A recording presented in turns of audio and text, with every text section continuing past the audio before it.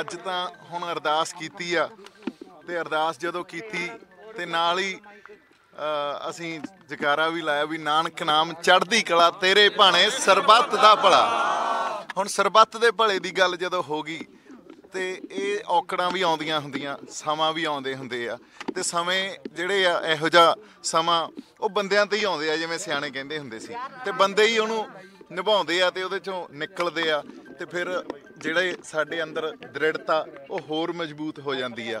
ਸੋ ਇਹ ਜਿਹੜੀਆਂ ਕੋਠੜੀਆਂ 4x6 ਦੀਆਂ ਜਾਂ ਸੋਲਿਟਰੀ ਕਨਫਾਈਨਮੈਂਟਸ ਆ, ਇਹ ਤੁਹਾਡੇ ਜਿਹੜੇ ਇਰਾਦੇ ਜਾਂ ਦ੍ਰਿੜਤਾ ਨਾ, ਕਿਉਂਕਿ ਤੁਸੀਂ ਉਹਦੇ ਆਸਰੇ 'ਚ ਤੁਰੇ ਹੋ ਤਾਂ ਇਹਨੂੰ ਤੋੜ ਨਹੀਂ ਸਕਦੀ। ਹੁਣ ਅੱਜ ਜਿਹੜੀ ਆਪਾਂ ਇਹ ਚੜ੍ਹਦੀ ਕਲਾ ਦੀ ਅਰਦਾਸ ਕੀਤੀ ਹੈ ਤੇ ਚੜ੍ਹਦੀ ਕਲਾ 'ਚ ਹੀ ਰਹੀ ਹੈ ਜੀ। ਸਾਰੇ ਸਰਬੱਤ ਦੇ ਭਲੇ ਦੀ ਅਰਦਾਸ ਆ, ਸਾਨੂੰ ਸਿਖਾਇਆ ਹੀ ਇਹ ਗਿਆ। ਸਾਡੇ ਕਿਹਾ ਜਾਂਦਾ ਕਿ ਜ਼ੁਲਮ ਕਰਨਾ ਜੇ ਪਾਪ ਆ ਤੇ ਸਹਿਣਾ ਵੀ ਪਾਪ ਆ, ਤੇ ਜ਼ੁਲਮ ਸਹਿਣ ਦੇ ਖਿਲਾਫ ਜਦੋਂ ਆਵਾਜ਼ ਚੱਕਦੇ ਆ ਅਸੀਂ ਤੇ ਉਹਦੇ ਲਈ ਇਦਾਂ ਦੀਆਂ ਚੀਜ਼ਾਂ ਦੇ ਲਈ ਤਿਆਰ ਰਹਿਣਾ ਹੋਊਗਾ। ਦੇਖੋ ਗੱਲ ਐ ਆ, ਤੁਸੀਂ ਸਾਡੀ ਸੈਂਸ ਆਫ ਹਿਸਟਰੀ ਹੁੰਦੀ ਹੈ ਇੱਕ, ਹਨਾ। ਗੁਰੂ ਨਾਨਕ ਸਾਹਿਬ ਦੀ ਗੱਲ ਕਰ ਲਓ, ਜਦੋਂ ਬਾਬਰ ਆਇਆ ਸੀ ਚੜ੍ਹ ਕੇ ਤਾਂ ਉਦੋਂ ਗੁਰੂ ਨਾਨਕ ਸਾਹਿਬ ਨੇ ਹੀ ਉਸ ਜ਼ੁਲਮ ਦੇ ਖਿਲਾਫ ਆਵਾਜ਼ ਉਠਾਈ ਸੀ। ਤੇ ਜਦੋਂ ਸਾਡੇ ਆਦਰਸ਼ ਉਹ ਆ, ਸਾਡਾ ਅਕੀਦਾ ਉਹ ਆ, ਫਿਰ ਅਸੀਂ ਕਿਵੇਂ ਪਿੱਛੇ ਰਹਿ ਜਾਾਂਗੇ। ਤੇ ਜਿੱਥੇ ਔਰ ਸਾਨੂੰ ਸਿਖਾਇਆ ਕੀ ਗਿਆ, ਮਜ਼ਲੂਮਾਂ ਦੀ ਰੱਖਿਆ ਤੇ ਜਰਵਾਣੇ ਦੀ ਭਖਿਆ। 10ਵੇਂ ਪਾਤਸ਼ਾਹ ਨੇ ਸਾਨੂੰ ਇਹੀ ਗੱਲ ਸਿਖਾਈ ਆ। ਸੋ ਜਿੰਨਾ ਕੁ ਆਪਾਂ ਪਹਿਰਾ ਦੇ ਸਕਦੇ ਹਾਂ ਉਹਨਾਂ ਗੱਲਾਂ ਤੇ ਹੌਸਲਾ ਉਹਨੇ ਦੇਣਾ ਤੇ ਆਪਦੇ ਅੰਦਰ ਜਿਹੜੇ ਸਾਡੇ ਇਰਾਦੇ ਆ ਉਹਨੇ ਮਜ਼ਬੂਤ ਕਰਨੇ ਆ ਤੇ ਅਸੀਂ ਲੱਗੇ ਹਾਂ। ਬਾਈ ਭਾਰਤੀ ਜਿਹੜੀ ਸਟੇਟ ਆ ਇਹਦੇ ਬਾਰੇ ਕੀ ਕਹਿਣਾ ਚਾਹੋਗੇ ਕਿ ਤੁਹਾਡੀ ਰਿਹਾਈ ਹੋ ਗਈ ਸੀ ਤੇ ਤੁਰੰਤ ਇੱਕ ਉਹ ਕੇਸ ਪਾ ਦਿੱਤਾ ਗਿਆ।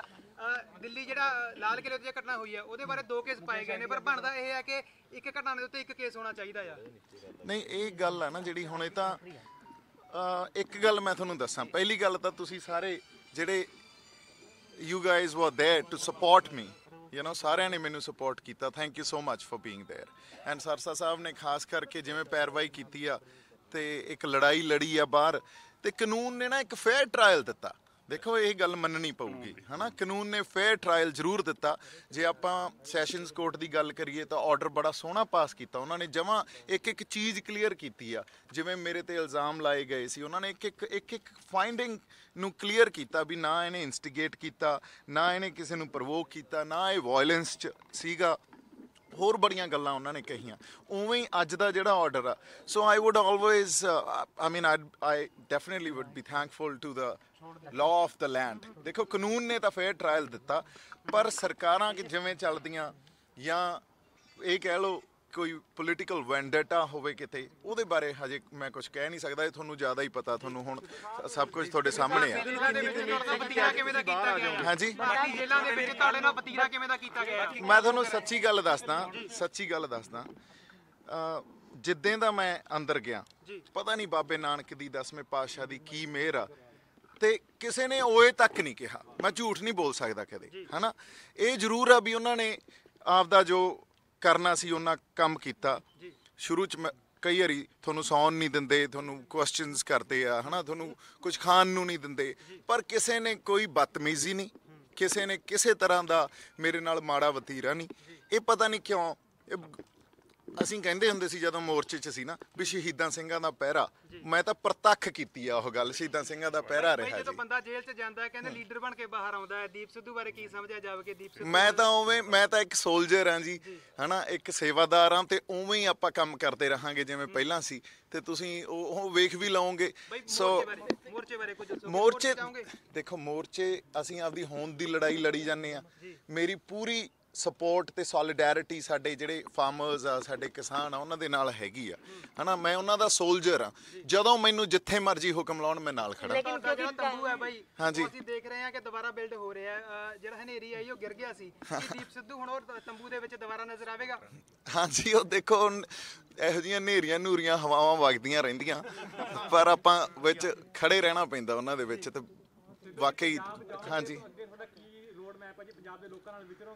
ਦੇਖੋ ਆਪਾਂ ਹੁਣ ਜਿਹੜੀ ਅੱਗੇ ਬਾਹਲੀ ਗੱਲ ਆ ਨਾ, we'll talk on a separate day on a separate platform. Because ਹਜੇ ਤਾਂ ਮੈਂ ਬਾਹਰ ਆਇਆ, ਮੈਨੂੰ ਹਜੇ ਸਮਝ ਹੀ ਨਹੀਂ ਆ ਰਹੀ literally, I don't know, it feels like a different world altogether, ਹੈ ਨਾ। ਤਾਂ ਇੱਕ ਚੀਜ਼ ਜ਼ਰੂਰ ਦੱਸੋ, ਤੁਸੀਂ ਆਰਗੂਮੈਂਟ ਕੀਤਾ ਸੀਗਾ ਕਿ ਉਹਨਾਂ ਦੀ ਵੀਡੀਓਜ਼ ਵੀ ਖੰਗਾਲਣੀਆਂ ਚਾਹੀਦੀਆਂ, ਜਿਨ੍ਹਾਂ ਨੇ ਕਿਹਾ ਸੀਗਾ ਕਿ ਲਾਲ ਕਿਲੇ ਤੇ ਜਾਣਾ ਚਾਹੀਦਾ ਹੈਗਾ, ਕਿ ਜੱਜ ਨੇ ਉਸ ਚੀਜ਼ ਨੂੰ ਕੰਸੀਡਰ ਕੀਤਾ। ਨਹੀਂ ਦੇਖੋ, ਮੈਂ ਇੱਕ ਗੱਲ ਇਹ ਕਰਦਾ, ਇਹਨਾਂ ਗੱਲਾਂ 'ਚ ਆਪਾਂ ਹੁਣ ਨਹੀਂ ਪੈਣਾ, ਆਪਾਂ ਅੱਗੇ ਵਧਣਾ। ਸਾਡੀ ਬੇਨਤੀ ਇੱਕ ਬੇਨਤੀ ਕਰਨਾ ਚਾਹੁੰਦਾ, 188 ਦੇਖੋ ਇੱਕ ਮਿੰਟ ਬੇਨਤੀ ਸੁਣੋ। ਪਹਿਲੀ ਗੱਲ ਇਹ ਆ, ਦੇਖੋ ਇਹ ਸਾਰੀ ਜਿਹੜੀ ਲੜਾਈ ਆ ਨਾ, ਇਹ ਕਿਸਾਨਾਂ ਦੀ ਲੜਾਈ ਆ, ਜ਼ਬਰ ਔਰ ਜ਼ੁਲਮ ਦੇ ਖਿਲਾਫ ਲੜਾਈ ਆ। ਬਿਲਕੁਲ ਜੀ। ਕਈ ਵਾਰ ਕੋਈ ਇਨਸਾਨ, ਕਿਸਾਨ ਜਥੇਬੰਦੀ ਵੀ ਕੋਈ ਬੋਲ ਵੀ ਜਾਂਦਾ ਗੱਲ, ਲੇਕਿਨ ਅੱਜ ਅਸੀਂ ਉਹਦੇ ਉੱਤੇ ਚਿਤਾਰ ਕੇ ਉਹਦਾ ਡਿਸਕਸ਼ਨ 'ਚ ਲਿਆ ਕੇ, ਇਹਦਾ ਮਤਲਬ ਇਹ ਨਹੀਂ ਹੈਗਾ ਕਿ ਉਹਨਾਂ ਨੇ ਇੰਟੈਂਸ਼ਨਲੀ ਕੋਈ ਗੱਲ ਕਹੀ ਹੋ ਸਕਦੀ। ਕਈ ਵਾਰ ਬੰਦੇ ਨੇ ਸਹਿ ਸੁਭਾਵਿਕ ਗੱਲਾਂ, ਲੜਾਈ ਇੱਕ ਆ, ਉਹ ਜ਼ਬਰ ਔਰ ਜ਼ੁਲਮ ਦੇ ਖਿਲਾਫ ਆ, ਲੜਾਈ ਕਿਸਾਨੀ ਦੀ ਆ।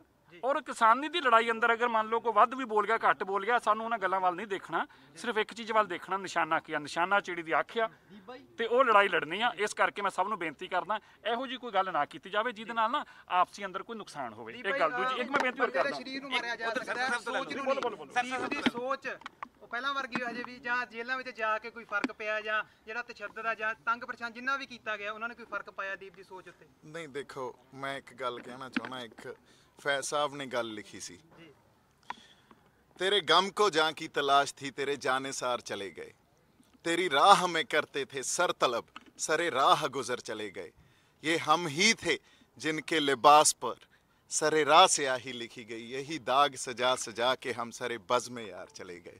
ਤਾਂ ਇਹ ਹਾਂਜੀ, ਇੱਕ ਤੁਸੀਂ ਕਿਤਾਬ ਵੀ ਲਿਖ ਰਹੇ ਹੋ, ਡਾਕਟਰ ਸੁਖਪ੍ਰੀਤ ਸਿੰਘ ਉਦੋਕੇ ਨੇ ਕਿਹਾ ਸੀ ਬਾਹਰ ਆ ਕੇ, ਉਹਦੇ ਬਾਰੇ ਜ਼ਰੂਰ ਚਾਨਣਾ ਪਾਇਓ। that's just my journey। ਹਾਂਜੀ, ਤਾਂ ਉਹ ਹਜੇ ਤਾਂ ਉਹਨੂੰ ਟਾਈਮ ਲੱਗੂਗਾ ਤੇ ਆਪਾਂ ਫਿਰ ਕਰਾਂਗੇ ਗੱਲ, ਪਰ thank you for being there.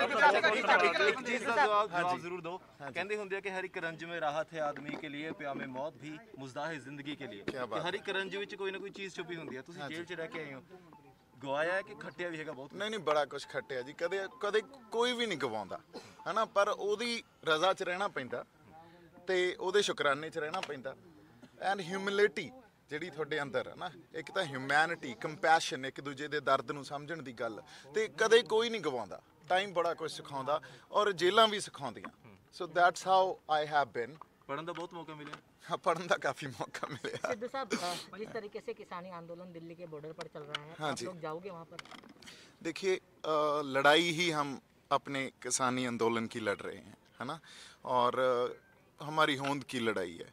सो मैं तो उनका एक सोल्जर हूँ, बहुत महीनों से लगे हुए आप हैं जाएंगे और कि नहीं पीसफुली जाएंगे? बिल्कुल जाएंगे। हाँ क्योंकि जी, ये सवाल मेरा इसलिए है कि आपका जब सुनवाई हो रही थी तो आपकी तरफ से कोर्ट में रखा गया है कि दीप सिद्धू जो है वो किसान नेता नहीं है। नहीं देखिए, किसान नेता नहीं है, पर उनका एक किसान सेवादार या सोल्जर है ना। और जब सुप्रीम कोर्ट हमें ये बोल रहा है भी पीसफुल प्रोटेस्ट करना आपका हक है, तो पीसफुल प्रोटेस्ट ही हम कर रहे हैं। 6 महीनों से पीसफुली प्रोटेस्ट कर रहे हैं। बाकी बाद में फिर आपसे डिटेल में बात करेंगे किसी पंजाब और जाओगे? दिन। पंजाब हाँ जी, जाओगे? पंजाब जाओगे? हाँ जी, पंजाब जाओगे? हाँ जी, पंजाब दरबार साहब जावांगे जी। ਕਿਸਾਨਾਂ ਵਾਸਤੇ ਇੱਕ ਸੁਨੇਹਾ ਕੀ ਦੇਵੇਗਾ? ਬਾਈ ਕਿਸਾਨਾਂ ਲਈ ਸੁਨੇਹਾ ਤਾਂ ਇਹ ਆ, ਸਾਡਾ ਸਭ ਕੁਝ ਹੀ ਉੱਥੋਂ ਚੱਲਦਾ। ਤੁਸੀਂ ਦੇਖੋ, ਪਿੰਡਾਂ 'ਚ ਹੀ ਤਾਂ ਅਸੀਂ ਵਸਦੇ ਆ ਨਾ, ਪਿੰਡਾਂ 'ਚ ਹੀ ਪੰਜਾਬ ਵਸਦਾ। ਤੇ ਜੇ ਅਸੀਂ ਹੁਣ ਅੱਜ ਕਿਸਾਨਾਂ ਲਈ ਸੁਨੇਹਾ ਕਹੀਏ, ਉਹਨਾਂ ਨੂੰ ਕੀ ਸੁਨੇਹਾ ਦਈਏ ਯਾਰ? ਉੱਥੋਂ ਹੀ ਤਾਂ ਨਿਕਲੇ ਆ, ਉੱਥੋਂ ਹੀ ਤਾਂ ਸਾਡੀ ਮਾੜੀ ਮੋਟੀ ਹੋਂਦ ਆ, ਉਸੇ ਨੂੰ ਬਚਾਉਣ ਲਈ ਅਸੀਂ ਫਿਰਦੇ ਆ। ਜਸਪ੍ਰੀਤ ਸਿੰਘ, ਤੁਸੀਂ ਲਾਲ ਕਿਲੇ ਦੇ ਕੇਸ 'ਚ ਇਹਨੂੰ ਅਰੈਸਟ ਕੀਤਾ ਗਿਆ ਸੀਗਾ। ਦੀਪ ਸਿੱਧੂ ਨੂੰ ਵੀ ਲਾਲ ਕਿਲੇ ਤੁਸੀਂ ਦੇਖਿਆ ਸੀਗਾ, ਉਹ 'ਚ 2 ਕੇਸ ਦੂਜਾ ਵੀ ਪਾ ਦਿੱਤਾ ਗਿਆ ਸੀਗਾ। ਅੱਜ ਜੱਜ ਸਾਹਿਬ ਨੇ ਬਹੁਤ ਅੱਛਾ ਆਰਡਰ ਦਿੱਤਾ ਹੈ। ਸਭ ਤੋਂ ਜਿਹੜੀ ਮੈਂ ਸਮਝਦਾ ਅੱਜ ਸਰਕਾਰ ਦੇ ਔਰ ਦਿੱਲੀ ਪੁਲਿਸ ਵਾਸਤੇ ਬਹੁਤ ਵੱਡੀ ਹਾਰ ਇਹ ਆ ਕਿ ਦਿੱਲੀ ਪੁਲਿਸ ਨੇ ਪਿਛਲੇ ਹਫਤੇ ਹੀ ਅਰੈਸਟ ਕੀਤਾ ਇਹ ਕੇਸ ਅੰਦਰ, ਔਰ ਜੱਜ ਨੇ ਮੰਨ ਲਿਆ ਔਰ ਲੋਅਰ ਕੋਰਟ ਨੇ ਕਿ ਧੱਕਾ, ਇਸ ਕਰਕੇ ਇਮੀਡੀਏਟਲੀ ਉਹ 'ਚ ਵੀ ਬੇਲ ਦਿੱਤੀ ਆ। ਭਾਰਤੀ ਕਾਨੂੰਨ ਜਿਹੜਾ ਹੈ ਉਹਦੇ ਤੇ ਸਾਡਾ ਪੂਰਾ ਵਿਸ਼ਵਾਸ ਆ। ਪੁਲਿਸ ਜ਼ਬਰ ਔਰ ਜ਼ੁਲਮ ਕਰ ਰਹੀ ਆ, ਲੇਕਿਨ ਕਾਨੂੰਨ ਨੇ ਹਮੇਸ਼ਾ ਹੀ ਸਾਡਾ ਸਾਥ ਦਿੱਤਾ ਹੈ। ਸਾਨੂੰ ਫੇਅਰ ਟਰਾਇਲ ਮਿਲੀ ਹਮੇਸ਼ਾ ਹੀ। ਅੱਜ ਦੇ ਦੀਪ ਸਿੱਧੂ ਦੇ ਜਸਪ੍ਰੀਤ ਦੇ ਕੇਸ ਤੋਂ ਬੜਾ ਸਪਸ਼ਟ ਆ ਕਿ ਕੋਰਟਾਂ ਜਿਹੜੀਆਂ ਨੇ ਉਹ ਇਹ ਜਾਣਦੀਆਂ ਨੇ ਕਿ ਪੁਲਿਸ ਦੇ ਧੱਕੇ ਜਿਹੜੇ ਨੇ ਉਹ ਜ਼ੁਲਮ ਹੋ ਰਿਹਾ। ਸੋ ਜਿੱਥੇ ਅਸੀਂ ਧੰਨਵਾਦ ਕੀਤਾ ਕੋਰਟਾਂ ਦਾ, ਉੱਥੇ ਗੁਰੂ ਤੇਗ ਬਹਾਦਰ ਸਾਹਿਬ ਜੀ ਦੇ ਦਰ ਤੇ ਗੁਰੂ ਸਾਹਿਬ ਦਾ ਸ਼ੁਕਰਾਨਾ ਕਰਨ ਆਏ ਹਾਂ, ਜਿਨ੍ਹਾਂ ਦੇ ਤਰਸ ਸਦਕੇ ਹੀ ਹੁਣ ਤੱਕ ਸਾਰੀਆਂ ਕਾਮਯਾਬੀਆਂ ਹਾਸਲ ਹੋਈਆਂ ਨੇ। ਜਦੋਂ ਦੀਪ ਸਿੱਧੂ ਨੂੰ ਅਸੀਂ ਜੇਲ੍ਹ ਤੋਂ ਲੈ ਕੇ ਚੱਲੇ ਤਾਂ ਅਸੀਂ ਪਹਿਲੀ ਗੱਲ ਇਹੀ ਕਹੀ ਸੀ ਕਿ ਗੁਰੂ ਤੇਗ ਬਹਾਦਰ ਸਾਹਿਬ ਦੀ ਕਿਰਪਾ ਵਰਤ ਰਹੀ ਆ, ਵਰਨਾ ਸੀਏ ਵਾਲੇ ਅਜੇ ਤੱਕ ਵੀ ਬਾਹਰ ਜ਼ਮਾਨਤਾਂ ਨਹੀਂ ਹੋਈਆਂ ਸੀਏ ਵਾਲਿਆਂ ਦੀਆਂ, ਔਰ ਇਹ ਜ਼ਮਾਨਤਾਂ 15-15, 10-10 ਦਿਨਾਂ 'ਚ ਹੋ ਗਈਆਂ ਨੇ। ਸੋ ਆਪਾਂ ਚੱਲ ਕੇ ਪਹਿਲਾਂ ਗੁਰੂ ਤੇਗ ਬਹਾਦਰ ਸਾਹਿਬ ਜੀ ਦਾ ਸਥਾਨ ਤੇ ਉਹਨਾਂ ਦਾ ਧੰਨਵਾਦ ਕਰਨਾ ਹੈ। ਸੋ ਆ ਕੇ ਧੰਨਵਾਦ ਕੀਤਾ। ਅੱਜ ਸਾਡੇ ਭਰਾ ਜਸਪ੍ਰੀਤ ਦਾ ਜਨਮ ਦਿਨ ਵੀ ਹੈ, ਇਹਨੂੰ ਅਸੀਂ ਵਧਾਈ ਵੀ ਦਿੰਦੇ ਹਾਂ, ਮੁਬਾਰਕਬਾਦ ਦਿੰਦੇ ਹਾਂ। ਗੁਰੂ ਸਾਹਿਬ ਦੀ ਕਿਰਪਾ ਦੇਖੋ, ਜਿੱਦਣ ਜਨਮ ਦਿਨ ਉਸੇ ਦਿਨ ਰਿਹਾਈ ਹੋ ਰਹੀ ਆ। ਸੋ ਇਹ ਗੁਰੂ ਦੀ ਕਿਰਪਾ ਹੈ ਕਿ ਕੀ ਮੰਨਦੇ ਹੋ, ਇਹ ਤੋਂ ਵੱਡਾ ਗਿਫਟ ਤਾਂ ਹੋ ਹੀ ਨਹੀਂ ਸਕਦਾ ਫਿਰ ਬੰਦੇ ਗੁਰੂ ਦੀ ਕਿਰਪਾ, ਗੁਰੂ ਦੀ ਕਿਰਪਾ ਹੈ ਨਾ, ਇਹ ਗੁਰੂ ਦੀ ਦੇਖੋ ਜਿਹੜਾ ਵਿਸ਼ਵਾਸ ਗੁਰੂ ਸਾਹਿਬ ਤੇ ਹੈ ਨਾ, ਉਹਦਾ ਵਿਸ਼ਵਾਸ ਜਿੱਦਾਂ ਨਹੀਂ ਡੋਲਦਾ ਨਾ, ਗੁਰੂ ਦੇ ਨਾਲ ਪ੍ਰਤੱਖ ਸਹਾਈ ਹੋ ਕੇ ਉਹਦਾ ਬੇੜਾ ਪਾਰ ਲਾਉਂਦਾ। ਤੇ ਗੁਰੂ ਤੇਗ ਬਹਾਦਰ ਸਾਹਿਬ ਨੇ ਤਾਂ ਮੋਢੇ ਦੇ ਕੇ ਲੋਕਾਂ ਦੇ ਜਹਾਜ਼ ਕੱਢੇ ਨੇ, ਤੇ ਸਾਡਾ ਕਿਉਂ ਨਹੀਂ ਕੱਢਣਗੇ? ਉਸ ਮਾਲਕ ਨੇ ਕੱਢਣਾ ਸੀ, ਇਹਦਾ ਵੀ ਕੱਢਿਆ, ਦੀਪ ਦਾ ਵੀ ਕੱਢਿਆ, ਸਾਡਾ ਵੀ, ਸਭ ਦਾ ਗੁਰੂ ਤੇਗ ਬਹਾਦਰ ਸਾਹਿਬ ਦਾ ਹੀ ਆਸਰਾ ਬਸ। ਅੱਛਾ, ਕੀ ਉਮੀਦ ਸੀਗੀ ਦੀਪ ਦੇ ਮਾਮਲੇ 'ਚ ਕੀ ਉਮੀਦ ਸੀਗੀ ਪਹਿਲਾਂ? ਨਹੀਂ ਕੋਈ ਉਮੀਦ ਪੱਕਾ ਹੀ ਸੀ। ਪਿਛਲੇ ਹਫਤੇ ਅਨਾਉਂਸ ਕਰਤਾ ਸੀ ਜਦੋਂ ਪੁਲਿਸ ਨੇ ਮੁਕੱਦਮਾ ਦਰਜ ਕੀਤਾ ਸੀ ਦੂਜਾ, ਮੈਂ ਤਾਂ ਅਨਾਉਂਸ ਕਰਕੇ ਕਿਹਾ ਸੀ 1 ਹਫਤੇ ਦੇ ਅੰਦਰ ਬਾਅਦ ਕਰਾਵਾਂਗੇ। ਕੋਈ ਡਰ ਤਾਂ ਨਹੀਂ ਸੀਗਾ ਕਿ ਜਿਸ तरीके ਨਾਲ ਪਹਿਲਾਂ बताया दीप सिद्धू भाई ने ਅੱਜ ਵੀ मतलब कोई बदतमीजी नहीं, कोई दिक्कत नहीं किसी चीज की, उल्टा बच्चों की तरह कोर्ट भी मानती, सुप्रीम कोर्ट भी मानती है, बेहद धक्का हो किस तरीके गया। बहुत खुशी सिरसा साहब का, पूरी दिल्ली कमेटी टीम का बहुत दिल से धन्यवाद है कि इससे बड़ा गिफ्ट नहीं हो सकता मेरे लिए। सिरसा साहब का बहुत बहुत धन्यवाद। की तरह चढ़